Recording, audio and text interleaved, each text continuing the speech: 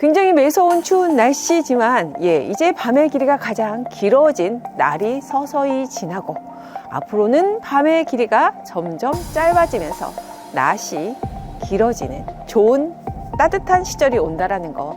이렇게 볼 때 그렇게 추운 날씨, 추운 계절들이 지나면 또 새롭게 싹이 트는 봄이 오고 여름이 오고 결실을 맺죠. 여러분 전체적인 경기 침체다 해서 굉장히 힘든 시기, 동장금만큼이나 다들 어렵고 힘들고 마음도 추우시죠? 하지만 우리는 또 좋은 시절이 온다라는 거 느낄 수 있지 않나요? 항상 순환하고 돌고 돈다라는 거. 그렇게 봤을 때 이제는 우리가 재개발 쪽도 마찬가지입니다. 이렇게 항상 와서 느끼는 거지만 겨울이 돼서 더 수산하긴 합니다만 이런 곳들이 새롭게 변한 것들을 전 참 많이 봅니다. 예전에 자양동은 예나제나 인기가 많았던 곳입니다. 제가 방송할 때도 자양동 구의역 일대의 재정비 촉진지구에 행정타운이 그리고 업무지구가 들어온다는 얘기를 제가 7년 전에 방송에서 한 적이 있었는데요. 과연 될까라는 얘기를 참 많이들 하죠. 그런데 격세지감이라고 오늘 제가 그곳을 다녀왔는데 행정타운 그리고 업무지구 오피스텔들 들어와서 공사가 한참 진행 중이고 곧 내년이면 입주를 앞두고 있더라고요. 이렇게 되긴 되나 봅니다. 그래서 재개발지도 마찬가지인 것 같습니다. 지금 자양동 일대도 재개발에 대한 바람이 많이 불고 있죠. 이미 자양 모아타운을 지금 하단 쪽에 하고 있지만 지금 제가 와 있는 곳은 자양 1동입니다. 혹시 자양 1동이 구의의 재정비 촉진 중에 가장 큰 수혜지라는 거 예전부터 말씀을 드렸었는데요. 바로 그곳에 모아타운을 준비하고 있다고 해서 제가 제일 처음 소식을 전해볼까 합니다. 12월 9일 불과 2주 전에 설명회를 했습니다. 아무도 이 소식을 전하지 않는 것 같아서 제가 제일 먼저 전하고 싶어서 이 추위에 달려왔다라는 거죠. 오늘도 1번, 1바라고 하나요? 1바 전해드리고 싶습니다. 이곳은 전체적으로 3개 구역으로 나눠서 하고 있습니다. 1, 2, 3 구역을 나눠서 했고요. 노후도 또한 대부분 67% 이상, 50%가 아닌 70% 이상 되는 구역으로 나뉘어져 있습니다. 총 전체 세대 수는 한 460여 명이 되는데요. 그런데 들어오는 세대가 1036세대나 된다라는 사실. 엄청난 비례율이 나온다는 것도 나중에 차후에 말씀을 드릴 수 있을 것 같은데요. 모아타운이 대부분 사업성이 그렇게 높지 않다라는 부분이 단점이었다면 이곳은 특별하고 다르다라는 말씀 드리겠습니다. 이렇게 1000세대가 넘는 모아타운과 그리고 구의역 초역세권에 위치해 있고 구의 재정비 촉진지구 지금 내년이면 입주를 시작하는데요. 그곳과도 가장 맞닿아서 가장 배후 수요지로서 그리고 대체주거지로서 인근에 위치해 있습니다. 그리고 전통시장 아시죠? 그 유명한 전통시장과도 굉장히 인접해 있으면서 생활의 편의시설 그리고 아래로는 자양 7구역이죠. 그것도 지금 재건축 지역, 재개발 지역으로 유명한 지역인데요. 그것도 재개발하는 곳 그쪽으로 해서 인근에 위치해 있다는 거. 그리고 주변 지역은 향후에 제가 또 주변을 돌거나 아니면은 지도를 보면서 자세한 설명 드리겠습니다. 일단 이 제일 먼저 큰 소식 이 추위에 전해드린다라는데 큰 의미가 있으니까 한번 돌아보시고 그리고 제 설명 시작하겠습니다. 자, 자양 1동 지금 229번지가 모아타운을 시작했습니다. 우리가 좀 더 자세히 살펴보기 위해서 지도를 보면서 좀 설명을 드릴게요. 광진구 안에 속해 있는 자양 1동의 가장 장점이라고 한다고 하면 바로 구의역의 초역세권이라는 얘기죠. 보시는 것처럼 이렇게 초역세권으로 위치해 있습니다. 그리고 그뿐만 아니라 구의역에서는 항상 큰 이슈가 된 게 바로 구의역 재정비 촉진지구에 대한 개발 호재가 오래전부터 큰 호재거리로 또 알고 있을 거예요. 근데 그 호재거리들이 이제는 현실화 됐다라는 겁니다. 지금 보시는 것처럼 구의역을 중심으로 해서 이렇게 지금 행정타운이죠. 행정타운과 그리고 공동주택, 그 다음에 복합시설들 모두 지금 다 진행이 돼서 입주를 앞두고 있다라는 거예요. 이에 따른 수요층, 바로 배후 수요지라고 해야 되죠. 그곳이 이제 주거지들이 바로 이제 자양 일동에 가장 큰 영향을 미치게 될 텐데, 하지만 우리가 이런 특징을 좀 볼 필요가 있습니다. 전체적으로 봤을 때 자양동 일대가 아파트들이 많지는 않아요. 우리가 가장 선호하는 공동주택의 아파트들이 거의 없다라는 거죠. 그렇다고 하면은 이 지역에는 시급한 또 우리가 이에 따른 수요층들이 필요하다라는 걸 알 수 있을 텐데, 그래서 지금 자양동 일대가 많은 재개발 이슈들이 들어서고 있는 거 아실 거예요. 지금 사실 건대역 입구 쪽을 좀 보실 필요가 있는데, 건대역 입구 쪽으로 해서 우리가 지금 신통으로 들어서고 있는 자양 4동, 예, 이미 신통 선정이 되었습니다. 그리고 올해 또 입주를 했죠. 많은 또 이슈가 됐던 곳이 바로 롯데캐슬 리버파크죠. 이곳은 지금 뭐 한강뷰도 된다 해서 큰 이슈가 되기도 하고, 지금 조합원가에 비해서 거의 4배가 상승했다라는 거로 해서 또 큰 이슈가 되는 곳인데요. 예, 보통 평균 한 25억부터 시작을 하는 곳이 바로 롯데 리버파크 시그니처입니다. 그 위로 또 자양 4동, 예, 모아타운으로 선정이 좀 됐던 곳이긴 하지만, 이곳에서의 가장 큰 특징은 사실 양꼬치 거리가 포진되어 있으면서 이곳이 좀 무산이 됐죠. 많은 상업지의 상인들이 반대를 좀 하셨던 것 같습니다. 좋은 입지이긴 합니다. 건대 입구역 쪽으로 해서 그러면서 또 건대 입구역 주변으로 해서 지금 뭐 역세권 재개발을 하다가 또 무산이 돼서 또 모아타운으로 들어서기도 하고, 이런 이슈들이 계속해서 발표가 나고 진행을 하고 있는데요. 사실 이 화양동 쪽에는 상권이 굉장히 발달해 있는 곳이기 때문에 재개발을 하기에는 많은 또 역풍이 있는 곳입니다. 그렇다면 우리가 눈을 돌려야 할 곳이 어디인가를 좀 살펴볼 필요가 있는데요. 바로 이것이죠. 지금 자양 2동, 하단 쪽으로는 자양 2동, 상단 쪽으로는 자양 1동이라고 볼 수가 있는데, 지금 자양 2동에도 일부 모아타운으로 해서 지금 뭐 이슈가 되고 진행을 하고 추진을 하고 있는 곳이 있기는 합니다만, 사실 노후도가 살짝 부족한 것이 조금 아쉽습니다. 이것을 보시면은 모아타운 추진을 하고는 있는데, 모아타운이 사실은 동의율이 50% 정도만 되는 것인데도 불구하고 사실 동의율 받기가 쉽지가 않습니다. 그리고 더 중요한 거는 노후도를 맞추기 위해서 1년을 더 기다려야 된다고 하는 것은 참 조금 불편한 진실이기도 한데요. 그렇다고 하면은 아예 노후도가 이미 다 그 이상 맞춰지는 50% 이상 맞춰지면서 갈 수 있는 모아타운을 가셔야 된다고 한다면, 지금 제가 볼 때는 229번지입니다. 이 위쪽인데요. 이 상단 일동 쪽은 모아타운으로서 뿐만 아니라 일반 재개발로도 노후도가 다 맞춰지는 것을 잠시 후에 알 수 있는데, 이런 곳이 안정적이겠죠. 우리가 모아타운에서 조금 더 안정적으로 투자를 하려고 하면요, 노후도가 50%가 아니라 일반 재개발 도정법에 의한 도시및 주거 환경정비법에 의해서 우리가 노후도가 맞춰지는 것을 한다고 하면 나중에 다른 재개발로도 갈 수 있다라는 거예요. 신통으로 가든지 아니면 뭐 그냥 재개발, 아니면 이렇게 역처럼 가까운데 또 무엇을 우리가 생각해 볼 수 있을까요? 예, 용적률에서 가장 높은 인센티브를 받는 역세권 재개발도 볼 수 있고, 역세권 활성화 재개발, 역세권 시프트 재개발, 그리고 신통 모두 다 볼 수 있는 곳은 바로 이렇게 역에서 500m 반경 안에 드는 곳이거든요. 그렇지만 이제 모아타운으로 먼저 간다라는 거 한번 살펴볼 텐데요. 지금 재개발뿐만 아니라 주변에 대한 집가 상승의 이슈도 같이 있다고 하면 또 하나의 또 안전장치가 되기 때문에 살짝 살펴볼 거예요. 크게 봤을 때는 광진구는 지금 성수와 맞닿아 있습니다. 성수와 맞닿아 있다라고 하는 것은 우리가 좀 더 자세히 살펴볼 필요가 있는데요. 성수는 사실 성수 전략 정비 지구들에 관한 부분의 이슈도 크지만, 이쪽 상단으로는요, 벤처 밸리가 있습니다. 그리고 이 동일로 보이십니까? 영동대교를 중심으로 해서 이 동일로 주변이 바로 또 상업 활성화 지역으로 해서 발표가 났어요. 그렇다고 한다면은 여기는 지금 성수는 업무직으로 계속해서 발전을 할 것이고요. 그리고 이 동일로도 그에 따른 기반 시설로 해서 상업 시설들 활성화 지역으로 가는 거고, 그 다음에 이 화양동 일대 어떻습니까? 바로 또 지금도 여전히 화양동 일대는 상권 활성화 지역이기도 하죠. 그러면 이렇게 상업시설과 업무시설들이 모두 포진되어 있다는 건 여기에 종사자들이 상당히 많이 포진되어 있다는 것이고요.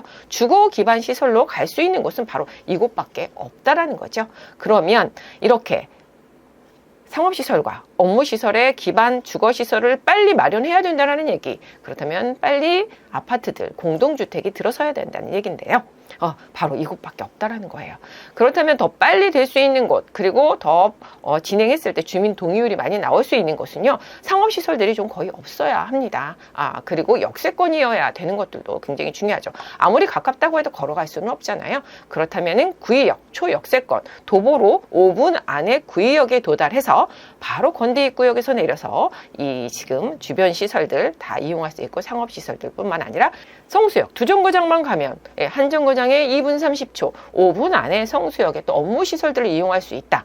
앞으로의 엄청난 배우 수요와 함께, 그리고 1인 가구들의 MZ 젊은 세대들이 선호할 수밖에 없는 주거시설이 들어서게 되기 때문에 이곳은 아파트가 들어섰을 때 그 몸값을 상상하실 수 있을 거고요. 그리고 또 들어서야 된다라는 당위성이 있습니다. 그 이외에도 개발들이 좀 많이 잡혀 있는데요.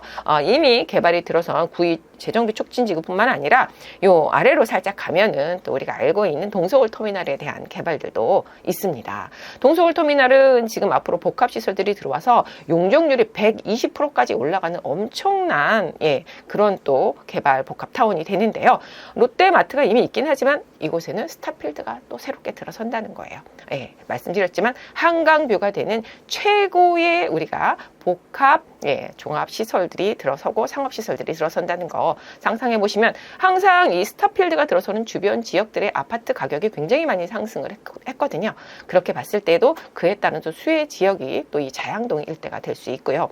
그 이외에도 우리가 이 위쪽에 보면은 녹지 지역을 우리가 또 무시할 수 없습니다. 녹지 지역이라는 것은 그 주변의 생활들에 있어서 굉장히 문화시설이라든가 쾌적성을 가져오기 때문에 우리 산책을 할 수 있거나 이런 것들이 또 필요한 곳이거든요. 왜냐하면 고급 주거지가 되기 위해서는 우리가 용산의 민족공원을 얘기할 수 있고요. 그 이외에도 우리가 보면 올림픽 파크 포레온이 큰 또 몸값을 하는 것 중에 하나가 올림픽 그 공원이 있기 때문입니다. 그렇다면 광진구에는 바로 이 어린이 대공원이 있죠. 이곳도 지금 계속해서 리모델링을 하고 새롭게 세단장을 하는 거에 대한 개발이 2009년부터 계속 얘기가 나왔는데, 본격적으로 이곳을 또 개발한다라는 거. 지금 식물원이라든가 동물원들이 있는데요. 특히 식물원이나 이런 것들도 이제 볼거리만 있는 것이 아니라 체험을 할 수 있는 공간으로 새롭게 단장을 한다고 합니다. 그래서 공연시설이라든가 그 다음에 식물 체험시설이라든가 이런 것들을 더 새롭게 리모델링을 하는 또 개발 사업들이 잡혀 있습니다. 그리고 그 위쪽으로 봤을 때는 요 인근으로 가는 이 도로가 바로 천호대로라고 부르는데요. 이 천호대로에 대한 부분도 지금 개발 계획이 잡혀 있는데요. 상업 지원 시설로 해서 종상향을 하는 특별 계획 지구로 잡혀 있어요. 그렇다면 이런 지원 상업 시설들 종상향한다라는 거, 그게 또 이 아래로 내려와서요. 이렇게 영동대로로 이렇게 이어진다는 거 보이시나요? 제가 영동대로에 대한 동일로 개발 잡혀 있다고 말씀드렸죠. 그리고 천호대로에 대한 지구 단위 특별계획구역으로 해서 종상향이 된다는 거. 상업특화시설, 기반시설들, 상업특화 기반시설들, 그리고 업무시설들 전체적인 계획도가 보이시나요? 그런 속에서 지금 빠진 게 어떤 걸까요? 주거시설들이 기반시설들로 들어가야 된다는 부분이에요. 그게 바로 이 자양동 일대가 들어간다는 거고요. 그리고 또 이 2호선이라는 건 굉장히 골든 5선이죠. 그래서 이 자양동 일대의 대부분의 1인 젊은 MZ세대들이 가는 곳은 어디일까요? 바로 이 강남권 일대가 주요 업무지구입니다. 그렇다면 우리나라 최대의 주요 업무지구인 이 강남권 일대, 그쵸? 그 종사자들과 그리고 성수 종사자들, 앞으로 계속해서 이런 수요층들이 기반 시설이 된다라는 것들 보셨을 때 이제는 더 이상 입지에 대한 부분은 더 이상 말할 필요가 없을 것 같습니다. 네. 그러면 우리가 자양 1동의 229번지 일원이 어떻게 모아타운을 진행하는지 설명회 자료이니까 정확한 자료입니다. 지금 이 자료를 지금 공개해서 하는 곳들이 많지 않을 거예요. 그래서 저희가 좀 발빠르게 입수를 해서 또 정보를 드린다라는 거에 큰 또 자부심을 가지고 있습니다. 그러면은 간략하게 한번 살펴볼게요. 우리가 설명회 자료라는 것은 처음에 시작을 이렇게 하지만 중간중간에 변경들이 좀 될 수 있다라는 거 참고하셔야 됩니다. 하지만 기본 근간을 가지고 수정들이 되는 거니까 큰 틀이 바뀌지는 않는다라는 거예요. 그럼 살펴보겠습니다. 네, 지금 모아타운으로 가고요. 모아타운 중에서도 여러분들이 알고 계시는 주민제한 방식과 공모 방식이 있는데 이곳은 공모 방식으로 가기 때문에 신청을 할 것이고 그리고 선정을 기다리게 되는 곳입니다. 모아타운에 대한 전반적인 내용들을 얘기를 했어요. 사업 설명에서. 그래서 모아타운에 대한 얘기들은 뭐 다들 알고 계실 것 같아서 소규모 재개발들을 하는 것들, 블록 단위를 모아서 한다. 그래서 모아 가로 그쵸 주택들 가로 정비 사업 하는 것들을 모아서 한다는 게 모아타운이라는 얘기들을 지금 하고 있는 거예요. 이렇게 보시는 것처럼 모아타운에서는 여러 가지 유형들이 있습니다. 그 중에서 뭐 자율주택형, 그다음에 소규모, 그다음에 뭐 재건축, 그다음에 뭐 거점 뭐 주차장 이렇게 해서 이렇게 합쳐서 한다라는 부분. 모아주택에 대해서는 뭐 간략하게 다 아실 텐데요. 보통 우리가 재건축이나 재개발 같은 경우에는 8년에서 10년 정도가 걸린다고 하죠. 사실은 10년 이상인 경우가 많습니다. 하지만 모아타운 같은 경우에는 지금 한 4, 5년이 밖에 소요되지 않는다라는 건요. 가장 크게 가는 우리가 정비계획 수립이라든가 조합 추진이 이런 것들이 생략된다라는 부분. 그다음에 관리 처분인가 이런 것도 생략이 된다라는 부분 때문에 바로 사업 시행인가 가면 2주 간다 이렇게 가시면 되는 거예요. 그래서 이것들을 뭐 다 아시는 거라 생략하고 또 간략하게 넘어갑니다. 그래서 이런 부분들이 이렇게 심의 과정이라든가 다 통합이 된다라는 거예요. KTX를 타고 간다라고 보시면 됩니다. 우리가 부산을 갈 때 비둘기호를 타느냐 무궁화호를 타느냐와 그렇죠. 정거장이 많잖아요. 그런데 KTX는 어떻습니까? 바로 가지 않습니까? 이렇게 가는 게 바로 정비 사업이긴 하나 빠르게 간다. 네, 이렇게 나눠서 지금 갑니다. 기존에 전에는 한 5개 구역으로 나눴다고 하면 이제 새롭게 정립돼서 시작되는 거는 지금 전체적으로 가는데요. 이렇게 나뉘어진 것들을 크게 나눴어요. 이렇게 사이를 보시면 이렇게 나눠서 여기 1구역으로 들어가고요. 그리고 또 이렇게 크게 나눠서 2구역, 그리고 3구역. 이렇게 해서 3개 구역으로 나눠서 지금 앞으로 모아타운이 진행이 된다고 합니다. 전체적인 세대수나 이런 것도 좀 살펴봐야 되는데요.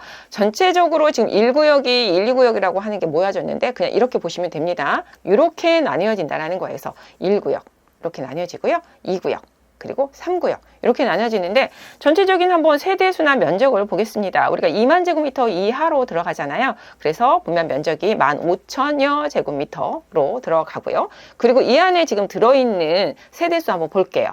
세대수가 258 호 정도 되네요. 258개 호실, 그러니까 세대라고 해야 되죠. 그 중에 단독이 56, 공동이 202.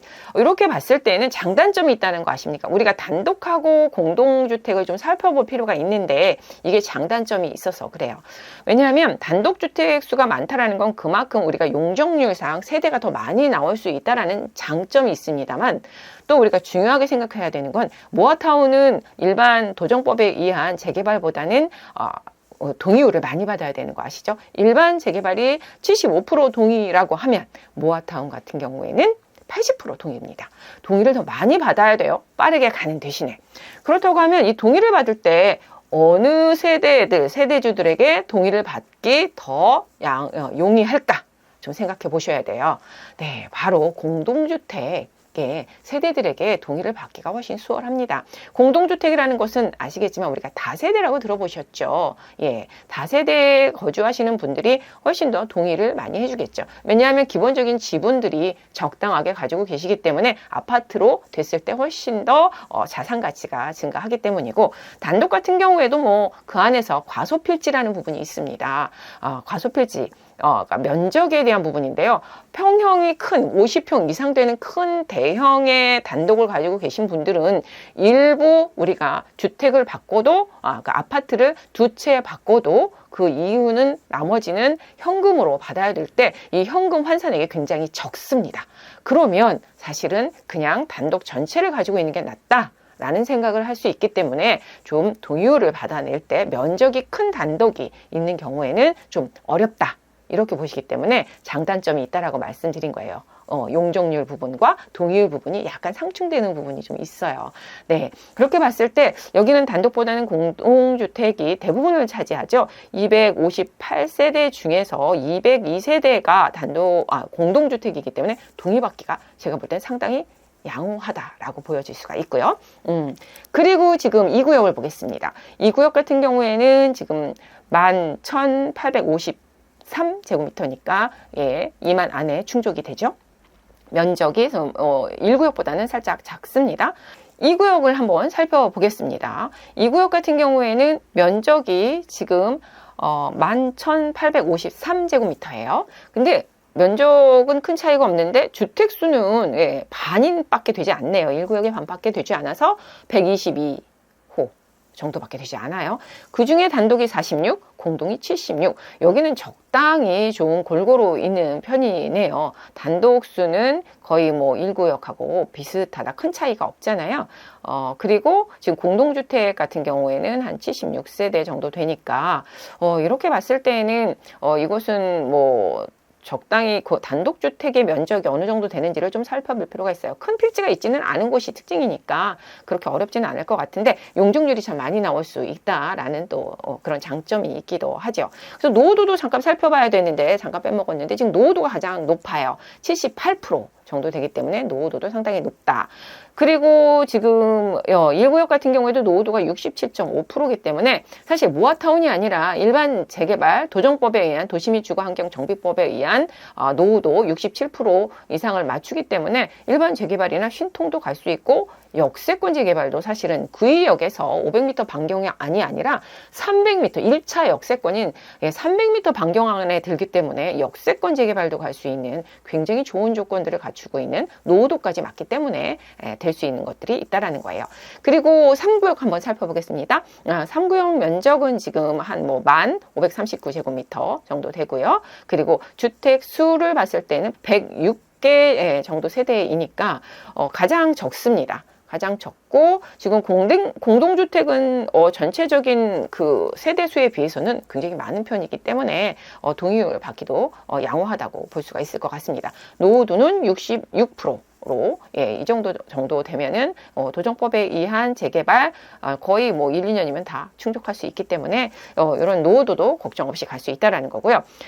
우리가 좀 살펴봐야 될 게 사실 전통시장 부분이 좀 아래 살짝 끼어 있기는 하죠. 이 부분에 대해서 우리가 좀 살펴볼 필요가 있는데 전통시장이 있는 곳들, 그러니까 이게 상업시설들이잖아요. 상업시설들이 좀 많이 포진되어 있으면 동의율 받기가 어렵다라는 우려를 좀 하실 수가 있는데 지금 전체 면적에서 우리가 좀 볼 필요가 있어요.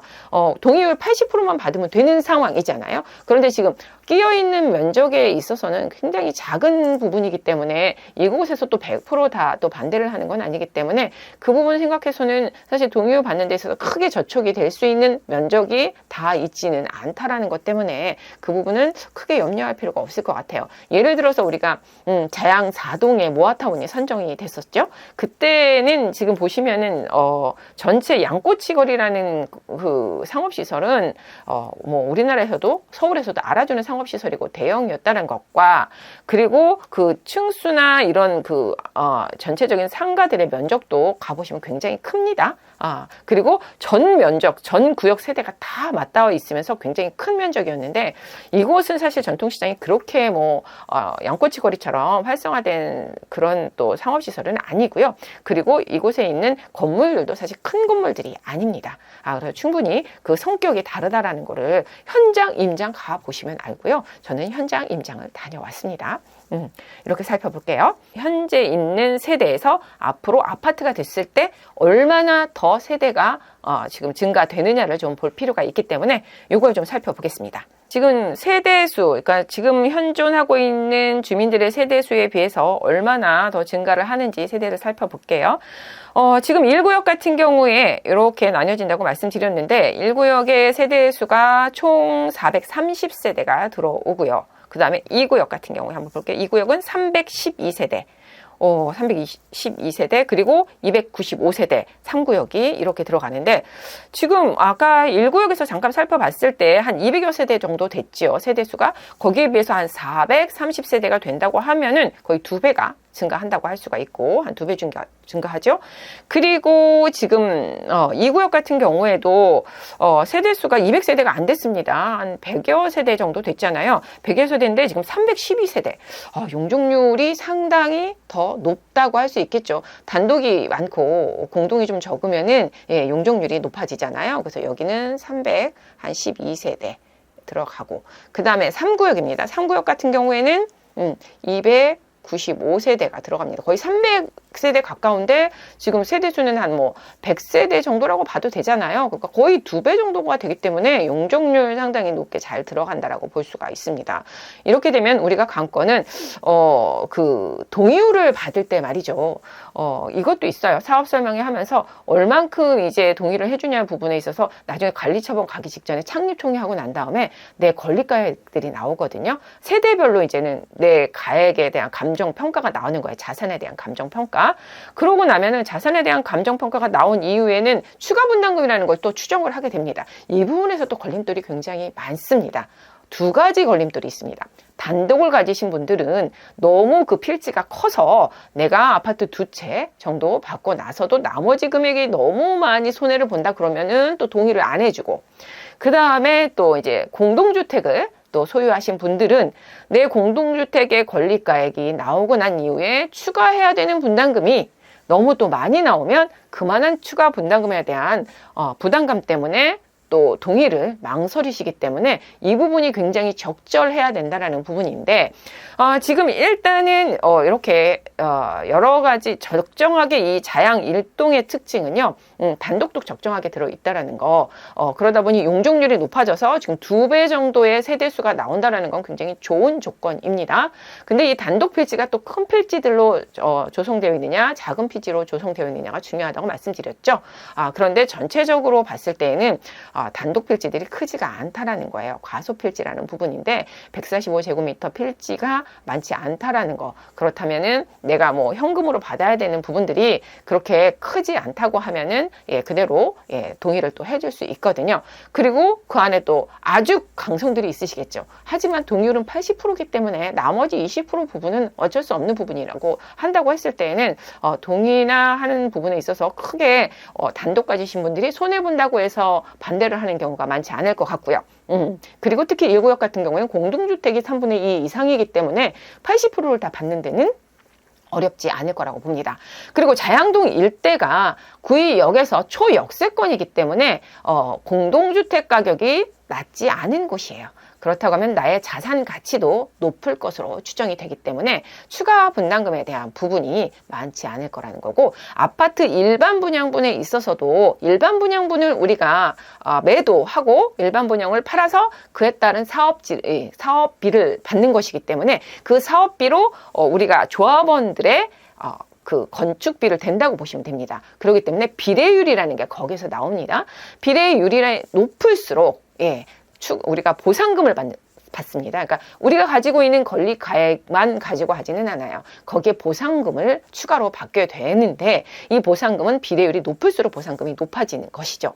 그렇다면 이런 지역들은 일반 분양분의 가격이 낮을 수가 없겠죠. 지가가 있기 때문에. 그렇다면은 비례율이 높을 수밖에 없고, 보통 비례율이 120%만 나와도 상당히 높아요. 20% 정도의 보상금을 받기 때문인데요. 10억으로 봤을 때 한 2억을 받게 되는 이런 상황인데, 지금 여기는 이렇게 봐서는 120%는 훨씬 넘을 수 있는 조건들을 가졌습니다.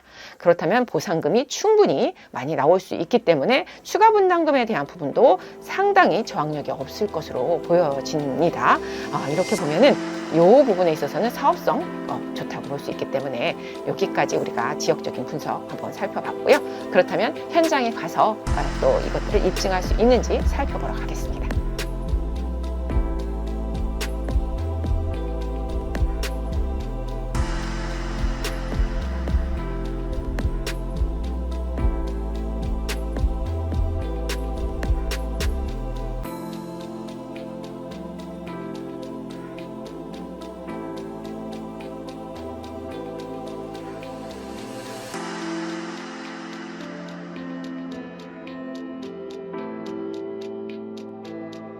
네, 지금까지 자양 1동 모아타운 한번 살펴봤습니다. 네, 어떠십니까? 굉장한 사업성을 가지고 있고, 그리고 입지적인 면, 또한 뛰어나다는 걸 좀 알 수 있는데요. 우리가 항상 재개발지에서 가장 중요한 부분은 제일 처음 입지를 보시기도 하지만 사업성 부분이 가장 큽니다. 그 사업이 성공적으로 가려면 말입니다. 그런데 지금 모아타운에서 보기 드문 굉장히 높은 비례율을 가지고 있는 곳이 큰 특징인데요. 이렇게 되면 굉장히 청신호, 청신호를 또 우리가 직진하는 청신호를 생각해 볼 수 있는데요. 예, 지금까지 자양동에 대해서 알아보셨겠지만 자양동이라는 곳은 광진구 안에서도 자양동에 대한 입지는 예나 지금이나 관심거리가 많습니다. 한강변에 입지해 있다는 것과 함께 주변의 개발 호재도 굉장히 풍부하죠. 예, 제가 말씀드린 구의 재정비 촉진지구, 그것은 이미 완성이 되었으니 그 다음을 우리 한번 생각해 본다고 하면은 우리가 알고 있는 또 동서울터미널입니다. 동서울터미널 같은 경우에는 앞으로 스타필드가 들어서는 인근 지역들, 미사의 인근 지역들의 아파트 가격이 가장 높은 상승을 했다는 것 아시죠? 예, 대형 쇼핑몰로서 그 안에는 쇼핑뿐만 아니라 볼거리, 놀거리 모든 것을 가진 하나의 문화 공간으로 자리 잡는 그런 곳이죠. 그곳이 이제는 차원이 다릅니다.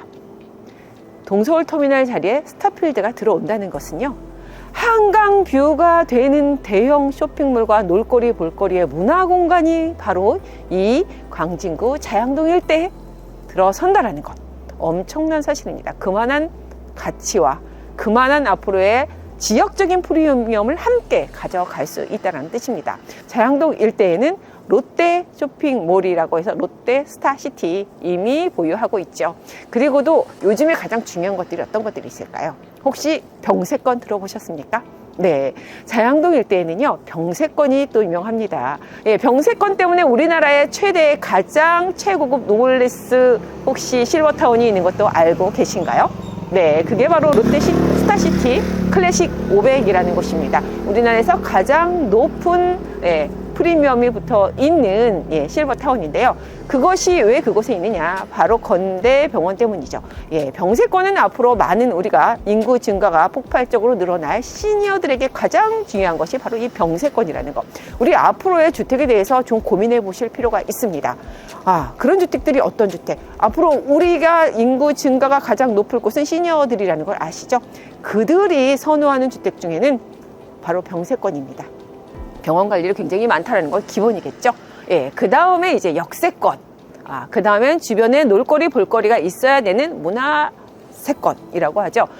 이런 것들이 모두 갖춘 곳이 바로 이곳이라는 거 혹시 생각해 보셨나요? 한강이 또 가까이 입지 있어서 뚝섬 공원과 강이 바라보이는 뚝섬 공원의 공세권, 그리고 또 구의의 역세권까지 갖췄다라는 거. 그리고 전통시장의 볼거리가 또 갖춰져 있고요. 이렇게 모든 것을 다 갖춰 있다라는 것은 젊은 MZ세대들도 굉장히 많은 거리인 거는 너무 잘 알고 계셔서 화양동 일대의 상권은 우리나라 최대의 상권일 뿐만 아니라 그리고 건대와 함께 이 주변에는 많은 또 MZ세대들이 선호하는 곳이기도 하죠.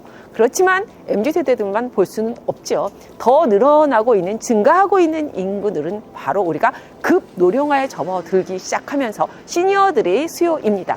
그들이 선호하는 주거에 대해서도 그들이 가장 많은 자산을 가지고 있다는 것은 이미 증명이 됐고요. 그 많은 자산을 가지고 있는 그 세대들이 선호할 주거는 어느 곳인가도 좀 고민을 해보실 때가 됐고요. 그 미래의 가치가 높아질, 몸값이 올라갈 것이라는 거 생각해 보셨을 때 자양동 일대에는 그러한 조건들을 모두 갖췄고, 그런데 현재 많은 아파트 단지들이나 이렇다 할 만한 큰 단지가 없는 것이 이 광진구 안에서의 그 좋은 자양동 일대입니다. 이제 시작이라고 보시면 되죠. 네, 이곳은 아파트 단지들로 들어설 곳이라는 것이죠. 그 중에서 자양동, 자양 1동 같은 경우에는 초역세권, 그것을 갖췄고요. 병세권 갖췄고요. 그리고 1, 2, 3 구역으로 해서 큰 구역들이 아니기 때문에 빠르게 진행이 된다는 거. 그리고 마지막으로 우리가 사업성에 있어서는 사업성이라고 말씀드렸는데요. 비례율이 상당히 높기 때문에 10평 정도의 대지 지분이면 84 하나를 추가 분담금 없이 받을 수 없는 사업성이라고 하니 저도 깜짝 놀랐습니다. 이러한 뛰어난 사업성이라면 사업 성공할 수 있다. 지금까지 자양동 229번지에 1, 2, 3구역으로 나누어서 하는 1036세대가 들어오는 모아타운에 대해서 알아봤습니다.